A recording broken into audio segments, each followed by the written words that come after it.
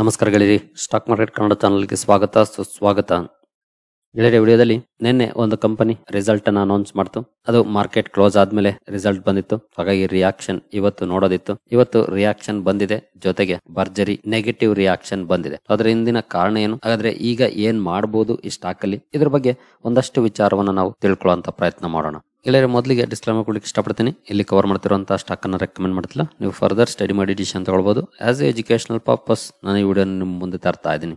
ಗೆಳೆಯರೆ, ಆ ಸ್ಟಾಕ್ ಯಾವುದು ಅಂತ ನೋಡಿದ್ರೆ Indian renewable energy development agency ಅಥವಾ IREDA. ಇವತ್ತು ನೋಡಬಹುದು ನಿಯರ್ಲಿ 6% ಡೌನ್ ಪರ್ಫಾರ್ಮೆನ್ಸ್ ನೋಡ್ಲಿಕ್ಕೆ ಸಿಕ್ಕಿದೆ. ಕ್ರಾಶ್ ಅಂತ ಹೇಳಿದ್ರೆ ತಪ್ಪಾಗ್ಬೋದು, ಕರೆಕ್ಷನ್ ಆಗಿದೆ.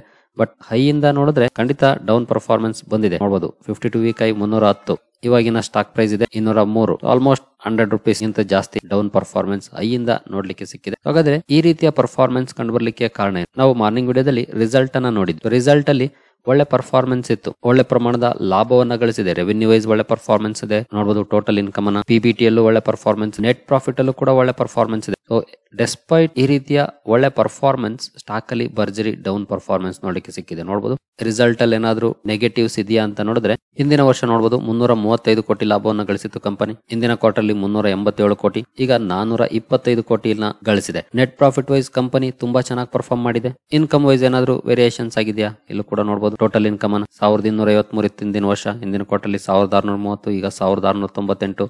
ಇಲ್ಲೂ ಕೂಡ ತುಂಬಾ ಒಳ್ಳೆ ಪರ್ಫಾರ್ಮೆನ್ಸ್ ಇದೆ. ಡೆಸ್ಪೈಟ್ ಈ ರೀತಿಯ ಒಳ್ಳೆ ಪರ್ಫಾರ್ಮೆನ್ಸ್ ಯಾಕೆ ನೆಗೆಟಿವ್ ರಿಯಾಕ್ಷನ್ ಬಂತು? ನಿಮಗೆ ಗೊತ್ತಿದೆ, ಈ ಕಂಪನಿ ಫೈನಾನ್ಸ್ ಸೆಗ್ಮೆಂಟ್ ಅಲ್ಲಿ ಕೆಲಸ ಮಾಡುವಂತ ಕಂಪನಿ, ಫೈನಾನ್ಸಿಂಗ್ ಅನ್ನ ಮಾಡುತ್ತೆ. ಫೈನಾನ್ಸಿಂಗ್ ಮಾಡುವಂತ ಕಂಪನೀಸ್ಗೆ ಏನ್ ಇಂಪಾರ್ಟೆಂಟ್ ಆಗುತ್ತೆ? ಕಂಪನಿಯ NPS ತುಂಬಾ ಇಂಪಾರ್ಟೆಂಟ್ ಆಗುತ್ತೆ. NPA ವಿಚಾರವನ್ನು ನೋಡೋದಾದ್ರೆ ಇಲ್ಲಿ ನೋಡಬಹುದು year on year data company mention ಮಾಡಿದೆ. Gross non performing asset ratio ಹಿಂದಿನ ವರ್ಷ 2.9% ಇತ್ತು, ಈಗ 2.68 ಇದೆ. ಇಯರ್ಲಿ ಕಂಪೇರ್ ಮಾಡಿದ್ರೆ ಖಂಡಿತ ಚೆನ್ನಾಗಿದೆ. ಹಾಗೆ ನೆಟ್ NPA ಕೂಡ ನೋಡಬಹುದು 1.52 ಇತ್ತು, ಈಗ 1.5 ಆಗಿದೆ. ಇಲ್ಲೂ ಕೂಡ ಒಳ್ಳೆ ಪರ್ಫಾರ್ಮೆನ್ಸ್ ಇದೆ. ಹಾಗಾದ್ರೆ ಈ ರೀತಿಯ ಒಳ್ಳೆ ಪರ್ಫಾರ್ಮೆನ್ಸ್ ಇದ್ರೂ ಕೂಡ ಯಾಕೆ ಈ ಸ್ಟಾಕ್ ಅಲ್ಲಿ ಈ ರೀತಿ ಡೌನ್ ಪರ್ಫಾರ್ಮೆನ್ಸ್ ಕಂಡು ಬಂತು? ಈ ಪ್ರಶ್ನೆ ಎಲ್ರಿಗೂ ಕೂಡ ಇದ್ದೇ ಇರುತ್ತೆ. ಈ ವಿಚಾರಕ್ಕೆ ನಾವು ಬರೋದಾದ್ರೆ ಕಂಪನಿಯ ಪ್ರೀವಿಯಸ್ ಕ್ವಾರ್ಟರ್ಸ್ ನಂಬರ್ಸ್ ಅನ್ನ ನೋಡ್ಬೇಕಾಗುತ್ತೆ. ನಾವು ಕ್ವಾರ್ಟರ್ಲಿ ನಂಬರ್ ಈಗ ತಾನೇ ನೋಡಿದ್ವಿ, ಎರಡು ಕಡೆ ಒಳ್ಳೆ ಇಂಪ್ರೂವ್ಮೆಂಟ್ ಇದೆ. ಇಯರ್ಲಿ ಕೂಡ ಇಂಪ್ರೂವ್ ಆಗಿದೆ, ಕ್ವಾರ್ಟರ್ಲಿ ಕೂಡ ಇಂಪ್ರೂವ್ ಆಗಿದೆ. ಬಟ್ NPA ವಿಚಾರದಲ್ಲಿ ನೋಡಬಹುದು, ಗ್ರಾಸ್ NPA ಕಳೆದ ಕ್ವಾರ್ಟರ್ಲಿ 2.19% ಇತ್ತು. ಇದು ಸೆಪ್ಟೆಂಬರ್ 2024 ಡೇಟಾ. ಕಂಪನಿ ನಮಗೆ ತನ್ನ ನಂಬರ್ಸ್ ಅಲ್ಲಿ ಪ್ರೆಸೆಂಟ್ ಮಾಡಿರೋದು ಡಿಸೆಂಬರ್ 2023 ಇದು. ಇಯರ್ ಆನ್ ಇಯರ್ ಇಲ್ಲಿ ಮೆನ್ಷನ್ ಮಾಡಿದೆ. ಕ್ವಾರ್ಟರ್ಲಿ NPA ರೇಷಿಯೋ ನ ಮೆನ್ಷನ್ ಮಾಡಿಲ್ಲ ಇಲ್ಲಿ. ಬಟ್ ನಾವು ಅದನ್ನ ಸ್ಕ್ರೀನರ್ ಅಲ್ಲಿ ನೋಡಿದ್ರೆ ಅಥವಾ ಇಂದಿನ ಕ್ವಾರ್ಟರ್ ನಂಬರ್ಸ್ ಅನ್ನ ಓಪನ್ ಮಾಡಿ ನೋಡಿದ್ರೆ ಇಲ್ಲಿದೆ 2.19% ಇತ್ತು. ಈಗ ಎಷ್ಟಾಗಿದೆ? 2.68 ಆಗಿದೆ. ಅಂದ್ರೆ ಇಂದಿನ ಕ್ವಾರ್ಟರ್ಗೆ ಕಂಪೇರ್ ಮಾಡಿದ್ರೆ 2.19 ಇಂದ 2.68 ಜಾಸ್ತಿ ಆಯ್ತು NPA. ಹಾಗೆ ನೆಟ್ NPA ನೋಡಿದ್ರೆ ಇಲ್ಲೂ ಕೂಡ ನೋಡಬಹುದು 1.04 ಇತ್ತು ಇಂದಿನ ಕ್ವಾರ್ಟರ್ಲಿ, ಈಗ ಆಗಿದೆ 1.5. ಅಂದ್ರೆ ಇಲ್ಲೂ ಕೂಡ ಅಪ್ ಆಗಿದೆ. ಅಂದ್ರೆ ಕಂಪನಿಯ ರೆವಿನ್ಯೂ ನಲ್ಲಿ ಒಳ್ಳೆ ಪರ್ಫಾರ್ಮೆನ್ಸ್ ಬಂದಿದೆ, ನೆಟ್ ಪ್ರಾಫಿಟ್ ಅಲ್ಲಿ ಒಳ್ಳೆ ಪರ್ಫಾರ್ಮೆನ್ಸ್ ಬಂದಿದೆ, EPS ಚೆನ್ನಾಗಿ ಇಂಪ್ರೂವ್ ಆಗಿದೆ. ಬಟ್ ಕಂಪನಿಯ ಅಸೆಟ್ ಕ್ವಾಲಿಟಿ ಡೌನ್ ಆಗಿದೆ. ಯಾಕೆ ಡೌನ್ ಆಗಿದೆ? NPA ಜಾಸ್ತಿ ಆಗಿದೆ, ಎಸ್ಪೆಷಲಿ ಕ್ವಾರ್ಟರ್ಲಿ. ನಾವು ಇಯರ್ಲಿ ಕಂಪೇರ್ ಮಾಡಿದ್ರೆ ಖಂಡಿತ ಈಗಲೂ ಇಂಪ್ರೂವ್ ಆಗಿದೆ ಅಸೆಟ್ ಕ್ವಾಲಿಟಿ ಇಯರ್ಲಿ ಕಂಪೇರ್ ಮಾಡಿದ್ರೆ. ಬಟ್ ಕ್ವಾರ್ಟರ್ಲಿ ಕಂಪೇರ್ ಮಾಡಿದ್ರೆ ಡೌನ್ ಆಗಿದೆ ಅಥವಾ ವೀಕ್ ಆಗಿದೆ ಅಸೆಟ್ ಕ್ವಾಲಿಟಿ ಅಂತಾನೆ ಹೇಳ್ಬೋದು. ಈ ಒಂದು ಪಾಯಿಂಟ್ ಅನ್ನ ಇಟ್ಕೊಂಡು ಇವತ್ತು IREDA ಶೇರ್ ಅಲ್ಲಿ ಈ ರೀತಿಯ ನೆಗೆಟಿವ್ ಇಂಪ್ಯಾಕ್ಟ್ ನೋಡ್ಲಿಕ್ಕೆ ಸಿಕ್ಕಿದೆ. ನಾನು ರಿಸಲ್ಟ್ ಅನ್ನ ಕವರ್ ಮಾಡುವಾಗ ಹಲವು ಸಲ ಹೇಳ್ತಾ ಇರ್ತೀನಿ, ಹಲವು ಸಲ ಅನ್ನೋದಕ್ಕಿಂತ ಆಲ್ಮೋಸ್ಟ್ ಪ್ರತಿ ವಿಡಿಯೋದಲ್ಲೂ ಕೂಡ ಹೇಳ್ತಾ ಇರ್ತೀನಿ, ರಿಸಲ್ಟ್ ಕವರ್ ಮಾಡುವಾಗ ರಿಸಲ್ಟ್ ನೋಡೋದು ಒಂದು ದೊಡ್ಡ ಕೆಲಸ. ಅದು ದಿನಗಟ್ಲೆ ಅನಾಲಿಸಿಸ್ ಮಾಡಬಹುದು, ಅಷ್ಟೊಂದು ವಿಷಯ ಇರುತ್ತೆ. ನಾವು 5-10 ನಿಮಿಷದಲ್ಲಿ ಖಂಡಿತ ಜಸ್ಟ್ ಓವರ್ ವ್ಯೂ ಮಾಡಬಹುದು ಅಷ್ಟೇ ಅಂತ. ಅದಕ್ಕೆ ಬೆಸ್ಟ್ ಎಕ್ಸಾಂಪಲ್ ಇವತ್ತಿನ IREDA ಪರ್ಫಾರ್ಮೆನ್ಸ್. ಯಾಕಂದ್ರೆ ನಾನು ಆಕ್ಚುಲಿ ಇವತ್ತು ಇದರ ಡೀಟೇಲ್ ನಂಬರ್ ಅನ್ನ ಕವರ್ ಮಾಡ್ಲಿಲ್ಲ. ಇನ್ ಕೇಸ್ ಕವರ್ ಮಾಡಿದ್ರು ಕೂಡ ನಾವು ಅಸೆಟ್ ಕ್ವಾಲಿಟಿ ಬಗ್ಗೆ ಇಲ್ಲಿರುವಂತ ನಂಬರ್ಸ್ ಅಷ್ಟೇ ನೋಡ್ತಾ ಇದ್ವಿ. ಇಂದಿನ ಕ್ವಾರ್ಟರ್ದ ಬಗ್ಗೆ ಓಪನ್ ಮಾಡಿ ನೋಡ್ತಾ ಇರ್ಲಿಲ್ಲ ಯೂಶುವಲಿ.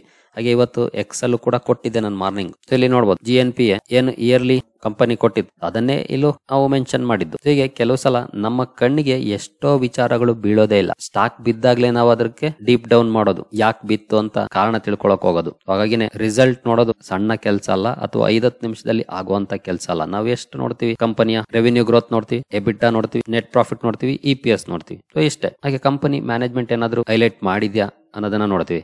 ಬಟ್ ಡೀಪ್ ಡೌನ್ ಹೋದ್ರೆ ಈ ರೀತಿಯ ಸಾಕಷ್ಟು ವಿಚಾರಗಳು ಗೊತ್ತಾಗುತ್ತೆ ನಮಗೆ. ಓವರ್ ಆಲ್ ಇವತ್ತಿನ ಈ ರೀತಿಯ ಡೌನ್ ಪರ್ಫಾರ್ಮೆನ್ಸ್ಗೆ ಇದು ಪ್ರಮುಖ ಕಾರಣ ಆಗಿತ್ತು. ಈಗ ನೆಕ್ಸ್ಟ್ ಪ್ರಶ್ನೆ ಇಂಪಾರ್ಟೆಂಟ್, ಏನ್ ಮಾಡಬಹುದು? ನಮ್ಮ ಪೋರ್ಟ್ಫೋಲಿಯೋದಲ್ಲಿ ಇದೆ ಸ್ಟಾಕ್ ಡೌನ್ ಆಗಿದೆ, 310 ರೂಪಾಯಿಂದ 203 ರೂಪಾಯಿವರೆಗೂ ಬಂದಿದೆ, ಏನ್ ಮಾಡೋದು? ಆಬ್ವಿಯಸ್ಲಿ ಈ ಪ್ರಶ್ನೆ ಎಲ್ರಿಗೂ ಕೂಡ ಇದ್ದೇ ಇರುತ್ತೆ. ಎಸ್ಪೆಷಲಿ ಪೋರ್ಟ್ಫೋಲಿಯೋದಲ್ಲಿದ್ದು ನೆಗೆಟಿವ್ ಅಲ್ಲಿ ಇರೋರಿಗೆ ಖಂಡಿತ ದೊಡ್ಡ ಮಟ್ಟದಲ್ಲಿ ಕಾಡ್ತಾ ಇರುತ್ತೆ ಈ ಪ್ರಶ್ನೆ. ಇಂಥ ವಿಚಾರಕ್ಕೆ ಬಂದ್ರೆ ಖಂಡಿತ ಈ ಕಂಪನಿ ಏನಿದೆ ರಿನ್ಯೂವಬಲ್ ಎನರ್ಜಿ ಸೆಗ್ಮೆಂಟ್ ಅಲ್ಲಿ ಕೆಲಸ ಮಾಡುವಂತ ಕಂಪನಿ, ಈ ಸೆಗ್ಮೆಂಟ್ ಅಲ್ಲಿ ಖಂಡಿತ ಗ್ರೋತ್ಗೆ ಅವಕಾಶ ಇದೆ. ಜೊತೆಗೆ ಗ್ರೋ ಆಗುವಂತ ಸಂದರ್ಭದಲ್ಲಿ ಈ ರೀತಿಯ ಏಳು ಬೀಳುಗಳು ಕೂಡ ಬರುತ್ತೆ ಅಸೆಟ್ ಕ್ವಾಲಿಟಿ ಬಗ್ಗೆ. ಎಸ್ಪೆಷಲಿ ಈ ಕಂಪನಿ ಫೈನಾನ್ಸಿಂಗ್ ಅಲ್ಲಿ ಕೆಲಸ ಮಾಡೋದ್ರಿಂದ ಈ ರೀತಿಯ ಏಳು ಬೀಳುಗಳು ಇದ್ದೇ ಇರುತ್ತೆ. ನೀವಿಲ್ಲಿ ನೋಡಬಹುದು, ಡಿಸೆಂಬರ್ 2022 4.24% ಇತ್ತು ಗ್ರಾಸ್ NPA. ಆನಂತರ ಗ್ರಾಜುಯಲ್ ಆಗಿ ಡೌನ್ ಆಗ್ತಾ ಬಂತು. ಇಲ್ಲಿ ಮತ್ತೆ ಸ್ವಲ್ಪ ಜಾಸ್ತಿ ಆಯ್ತು, ಈಗ ಮತ್ತೆ ಸ್ವಲ್ಪ ಜಾಸ್ತಿ ಆಗಿದೆ. ಹಾಗೆ ಲಾಂಗ್ ಟರ್ಮ್ ಇನ್ವೆಸ್ಟ್ಮೆಂಟ್ ಅಂತಂದ್ರೆ ಒಂದು ಕ್ವಾರ್ಟರ್ ರಿಸಲ್ಟ್ ಅನ್ನ ನೋಡಿ ಅಥವಾ ಒಂದು ದಿನದ ಈ ರೀತಿಯ ಪರ್ಫಾರ್ಮೆನ್ಸ್ ಅನ್ನ ನೋಡಿ ಡಿಸಿಷನ್ ತಗೊಳ್ಳುವಂತದ್ದಲ್ಲ. ಇದನ್ನ ನಾನು ಸಾಕಷ್ಟು ಸಲ ಹೇಳಿದೀನಿ. ಲಾಂಗ್ ಟರ್ಮ್ ಇನ್ವೆಸ್ಟ್ಮೆಂಟ್ ಮಾಡಿದಾಗ ಒಂದು ಕ್ವಾರ್ಟರ್ಲಿ ಕಂಪನಿಯ ಪರ್ಫಾರ್ಮೆನ್ಸ್ ಡೌನ್ ಆಯ್ತು ಅಥವಾ ಒಂದು ದಿನ ಸ್ಟಾಕ್ 10-15% 20% ಕ್ರಾಶ್ ಆಯ್ತು ಅಂತ ಎಂಟ್ರಿ ಎಕ್ಸಿಟ್ ಮಾಡೋದಲ್ಲ. ಲಾಂಗ್ ಟರ್ಮ್ ಅನ್ನೋದು ಈ ಎಲ್ಲ ಫೇಸ್ ಗಳನ್ನ ಹೋಲ್ಡ್ ಮಾಡೋದಾಗಿರುತ್ತೆ. ಇನ್ ಕೇಸ್ ನಾವು ಲಾಸ್ಟ್ 6 months ಪರ್ಫಾರ್ಮೆನ್ಸ್ ಅನ್ನು ನೋಡಿದ್ರೆ ನಿಯರ್ಲಿ 18% ಡೌನ್ ಫಾಲ್ 6 months ಅಲ್ಲಿ ನಮಗೆ ಕಾಣ್ತಾ ಇದೆ. 1 year ಪರ್ಫಾರ್ಮೆನ್ಸ್ ಅನ್ನು ಓಪನ್ ಮಾಡಿದ್ರೆ ಈ ಡೌನ್ ಫಾಲ್ ನ ನಂತರ ಕೂಡ ನೋಡಬಹುದು ಆಲ್ಮೋಸ್ಟ್ 98% ಪಾಸಿಟಿವ್ ಇದೆ. ಇಯಿಂದ ನಾವು ಕ್ಯಾಲ್ಕುಲೇಟ್ ಮಾಡಿದ್ರೆ ಅರೌಂಡ್ 30% ಡೌನ್ ಪರ್ಫಾರ್ಮೆನ್ಸ್ ಈಗಲೂ ಕೂಡ ಇದೆ. ಅಂದ್ರೆ ಅರೌಂಡ್ 30% ಡೌನ್ ಅಲ್ಲಿ ಸ್ಟಾಕ್ ಇದೆ. ಹಾಗೆ ಈ ರೀತಿಯ ಡೌನ್ ಪರ್ಫಾರ್ಮೆನ್ಸ್ ಹಿಂದೆ ಕೂಡ ನೋಡ್ಲಿಕ್ಕೆ ಸಿಕ್ಕಿತ್ತು. ನೀವು ಇಲ್ಲಿ ನೋಡಬಹುದು, ಫೆಬ್ರವರಿ 2024 ಮಾರ್ಚ್ 20 2024 ಆಲ್ಮೋಸ್ಟ್ 40% ಅಥವಾ ನಾವು ಪ್ರಾಪರ್ ಆಗಿ ಕ್ಯಾಲ್ಕುಲೇಟ್ ಮಾಡಿದ್ರೆ ಅದು ಅಷ್ಟಕ್ಕಿಂತ ಜಾಸ್ತಿನೇ ಇರುತ್ತೆ. ಇಲ್ಲಿ ಚಾರ್ಟ್ ಅಲ್ಲಿ ನಮಗೆ ಪ್ರಾಪರ್ ಆಗಿ ಕಾಣೋದಿಲ್ಲ ಅಷ್ಟೇ. 40% ಗಿಂತ ಜಾಸ್ತಿ ಡೌನ್ ಫಾಲ್ ಈ ಹಿಂದೆ ಸ್ಟಾಕ್ ಆಗಿತ್ತು. ಆನಂತರ ಬೌನ್ಸ್ ಬ್ಯಾಕ್ ಮಾಡ್ತು. ಆನಂತರ ಈಗ ಮತ್ತೆ ಅದೇ ರೀತಿ ಡೌನ್ ಆಗಿದೆ. ಈಗ ನಾವು 5 years ಪರ್ಫಾರ್ಮೆನ್ಸ್ ಅನ್ನು ನೋಡಿದ್ರೆ 5 years ಇನ್ನೂ ಆಗಿಲ್ಲ. ಡಿಸೆಂಬರ್ 2023 ನಲ್ಲಿ ಲಿಸ್ಟ್ ಆಗಿರುವಂತಹ ಕಂಪನಿ ಇಲ್ಲಿವರೆಗೂ ನೋಡಬಹುದು ಸಾಲಿಡ್ ಪರ್ಫಾರ್ಮೆನ್ಸ್ ಅನ್ನ ಕಂಪನಿ ಕೊಟ್ಟಿದೆ. IPO ಇಂದ ಯಾರೆಲ್ಲ ಈ ಸ್ಟಾಕ್ ಅನ್ನು ಹೋಲ್ಡ್ ಮಾಡಿದಾರೋ ಅವರು ಈಗಲೂ ಕೂಡ ಮೋರ್ ದನ್ 250% ರಿಟರ್ನ್ಸ್ ಅಲ್ಲೇ ಕೂತಿದ್ದಾರೆ ಅಥವಾ ಅದಕ್ಕಿಂತ ಜಾಸ್ತಿ ಕೂಡ ಇರಬಹುದು. ಇನ್ ಕೇಸ್ ಈ ಕಂಪನಿಯ ಬಿಸ್ನೆಸ್ ಪರ್ಫಾರ್ಮೆನ್ಸ್ ಪದೇ ಪದೇ ಇದೇ ರೀತಿ ಬಂತು ಅಂತ ಇಟ್ಕೊಳ್ಳಿ, ಕಂಪನಿಯ ಬಿಸ್ನೆಸ್ ಪರ್ಫಾರ್ಮೆನ್ಸ್ ಚೆನ್ನಾಗೇ ಇದೆ, ಅಸೆಟ್ ಕ್ವಾಲಿಟಿ ವೀಕ್ ಆಗ್ತಾನೆ ಹೋದ್ರೆ ಖಂಡಿತ ಅಂತ ಸಂದರ್ಭದಲ್ಲಿ ನಾವು ಡಿಸಿಷನ್ ತಗೊಳ್ಬೇಕಾಗತ್ತೆ ಎಕ್ಸಿಟ್ ಆಗುವಂತದ್ದನ್ನ. ಯಾಕಂದ್ರೆ ಕಂಪನಿ ಕೊಡ್ತಿರುವಂತ ಲೋನ್ ವಾಪಸ್ ಬರೋದು ಕಡಿಮೆ ಆಗ್ತಿದೆ ಅಂತಂದ್ರೆ ಅದು ಯಾವತ್ತೂ ಲಾಂಗ್ ಟರ್ಮ್ ಅಲ್ಲಿ ಒಳ್ಳೆ ಲಕ್ಷಣ ಆಗೋದಿಲ್ಲ.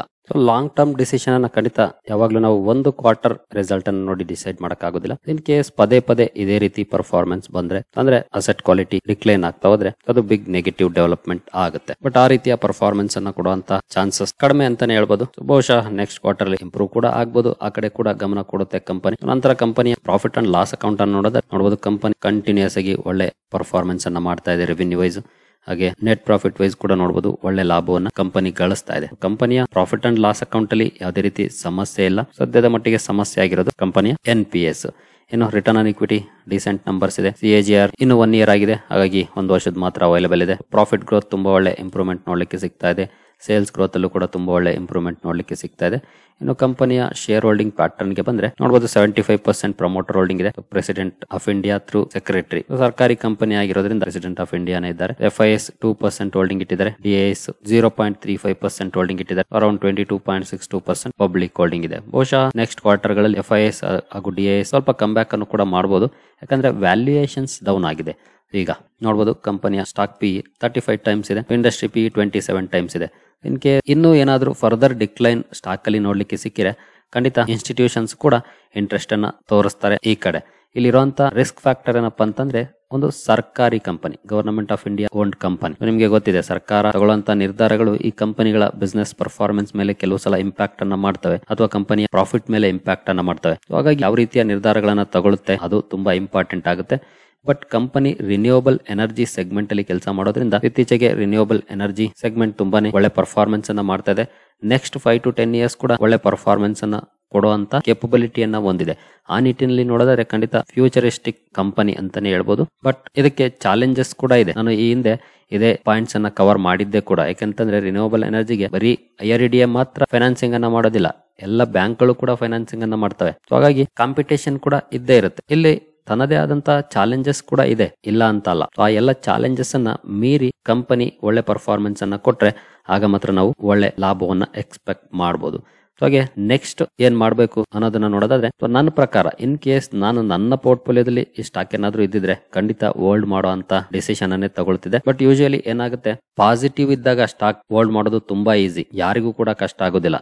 ನೆಗೆಟಿವ್ ಅಲ್ಲಿ ಇರುತ್ತಲ್ಲ, ಪ್ರತಿದಿನ ಕೂಡ ನೆಗೆಟಿವ್ ಆಗೋದಿನ ನೋಡೋದಿರುತ್ತಲ್ಲ, ಅದು ಚಾಲೆಂಜಿಂಗ್ ಫೇಸ್ ಅಂತಾನೆ ಹೇಳ್ಬೋದು. ಬಟ್ ಈ ರೀತಿಯ ಚಾಲೆಂಜಸ್ ಅನ್ನ ಫೇಸ್ ಮಾಡಬೇಕು. ಮಾಡಿ ನಾವು ಎಕ್ಸ್ಪೀರಿಯನ್ಸ್ ಆದಾಗ್ಲೇ ನಮಗೆ ಗೊತ್ತಾಗೋದು. ನಾನು ಈ ರೀತಿಯ ಸಾಕಷ್ಟು ಕಂಪನಿಗಳನ್ನ ನೋಡಿದೀನಿ. ನನ್ನ ಪೋರ್ಟ್ಫೋಲಿಯೋದಲ್ಲಿ 60-70% ವರೆಗೂ 80% ವರೆಗೂ ಕ್ರಾಶ್ ಆದಂತಹ ಶೇರ್ಗಳನ್ನು ಕೂಡ ನೋಡಿದೀನಿ. ಆನಂತರ ಕಮ್ ಬ್ಯಾಕ್ ಮಾಡಿದಂತವನು ಕೂಡ ನೋಡಿದೀನಿ. ಸೊ ಎಕ್ಸ್ಪೀರಿಯನ್ಸ್ ಇರೋರಿಗೆ ಇದು ಮ್ಯಾಟರ್ ಅಲ್ಲ. ಬಟ್ ಹೊಸಬರಿಗೆ, ಎಸ್ಪೆಷಲಿ ಯಾರೆಲ್ಲ ಪೀಕ್ ಸಂದರ್ಭದಲ್ಲಿ ಎಂಟರ್ ಆಗಿದ್ದಾರೋ ಅಂತವ್ರಿಗೆ ಖಂಡಿತ ಚಾಲೆಂಜಿಂಗ್ ಫೇಸ್ ಅಂತಾನೆ ಹೇಳ್ಬೋದು.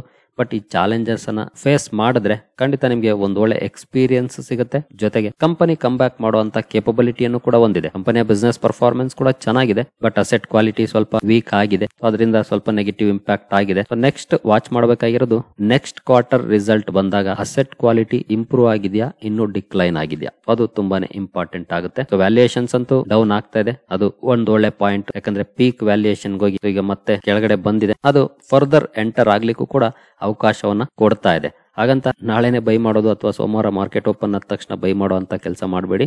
ಈ ತಿಂಗಳು ಅಟ್ಲೀಸ್ಟ್ ಜನವರಿ ಅವಾಯ್ಡ್ ಮಾಡಿ ಯಾವುದೇ ಶೇರ್ ಅನ್ನ ಬೈ ಮಾಡೋದನ್ನು ಕೂಡ. ಯಾಕಂದ್ರೆ ಎಷ್ಟು ಮಾರ್ಕೆಟ್ ಅಗ್ರೆಸಿವ್ ಆಗಿ ರಿಯಾಕ್ಟ್ ಮಾಡ್ತಿದೆ ಅನ್ನೋದನ್ನ ನೀವು ನೋಡ್ತಾ ಇದ್ದೀರಿ, ಎಸ್ಪೆಷಲಿ ಡೌನ್ ಟ್ರೆಂಡ್ ಅಲ್ಲಿ. ಹಾಗಾಗಿ ನನ್ನ ಪ್ರಕಾರ ವೆಯ್ಟ್ ಮಾಡೋದು ಒಳ್ಳೇದು. ಜನವರಿ ಆನ್ವರ್ಡ್ಸ್ ಅಂದ್ರೆ ಫೆಬ್ರವರಿ ತಿಂಗಳಲ್ಲಿ ನಮಗೆ ಇನ್ನೂ ಕ್ಲಾರಿಟಿ ಸಿಗಬಹುದು ಮಾರ್ಕೆಟ್ ಬಗ್ಗೆ. ಅಲ್ಲಿವರೆಗೂ ಸ್ವಲ್ಪ ವೇಟ್ ಅಂಡ್ ವಾಚ್ ಪಾಲಿಸಿನೇ ಬೆಟರ್ ಅನ್ನೋದನ್ನ ನಾನು ಮೊನ್ನೆ ಸಪರೇಟ್ ವಿಡಿಯೋ ಮಾಡಿ ಕೂಡ ಹೇಳಿದ್ದೀನಿ.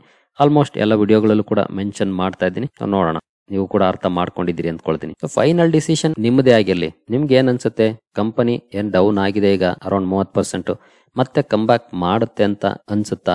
ಇನ್ ಕೇಸ್ ಕಮ್ ಬ್ಯಾಕ್ ಮಾಡುತ್ತೆ ಅನ್ಸಿದ್ರೆ ನಿಮ್ಗೆ ಉತ್ತರ ಸಿಕ್ತು ನಿಮ್ಮಲ್ಲೇ ಹೋಲ್ಡ್ ಮಾಡ್ಬೇಕು ಅಂತ. ಇಲ್ಲ ನನ್ನ ಕೈಲಿ ಆಗ್ತಿಲ್ಲ ಹೋಲ್ಡ್ ಮಾಡ್ಲಿಕ್ಕೆ ಅಂತಂದ್ರೆ ಅದಕ್ಕೂ ಉತ್ತರ ನಿಮ್ಮಲ್ಲೇ ಇದೆ. ಬಟ್ ಒಂದನ್ನ ಅರ್ಥ ಮಾಡ್ಕೊಳ್ಳಿ, ಕಳೆದ 1 ವರ್ಷ ಇದ್ದಾಗೆ ಯಾವಾಗ್ಲೂ ಮಾರ್ಕೆಟ್ ಅಲ್ಲಿ ಪರಿಸ್ಥಿತಿ ಅದೇ ಇರೋದಿಲ್ಲ, ಬದಲಾಗ್ತಾ ಇರುತ್ತೆ. ಕೆಲವು ಸಲ ಡೌನ್, ಕೆಲವು ಸಲ ಈ ರೀತಿಯ ಪರ್ಫಾರ್ಮೆನ್ಸ್ ಇರುತ್ತೆ. ಅದನ್ನ ನೀವು ಅರ್ಥ ಮಾಡ್ಕೊಳ್ಬೇಕು. ಅದನ್ನ ಅರ್ಥ ಮಾಡ್ಕೊಂಡ್ರೆ ಮಾರ್ಕೆಟ್ ತುಂಬಾ ಸುಲಭ. ಅದನ್ನ ಯಾರು ಅರ್ಥ ಮಾಡ್ಕೊಂಡು ಮುಂದುವರಿತಾರೋ ಅವರು ಮಾರ್ಕೆಟ್ ಅಲ್ಲಿ ಸಸ್ಟೈನ್ ಕೂಡ ಆಗ್ತಾರೆ, ಜೊತೆಗೆ ಒಳ್ಳೆ ರಿಟರ್ನ್ಸ್ ಅನ್ನು ಕೂಡ ಗಳಿಸ್ತಾರೆ. ಸರಿ ಗೆಳೆಯರೆ, ನಿಮ್ಮ ಒಂದಷ್ಟು ಪ್ರಶ್ನೆಗಳಿಗೆ ಉತ್ತರ ಸಿಕ್ಕಿದೆ ಅಂದ್ಕೊಳ್ತೀನಿ. ಮುಂದಿನ ವಿಡಿಯೋದಲ್ಲಿ ಸಿಗೋಣ. ಅಲ್ಲಿವರೆಗೂ ಜೈ ಹಿಂದ್, ಜೈ ಕರ್ನಾಟಕ.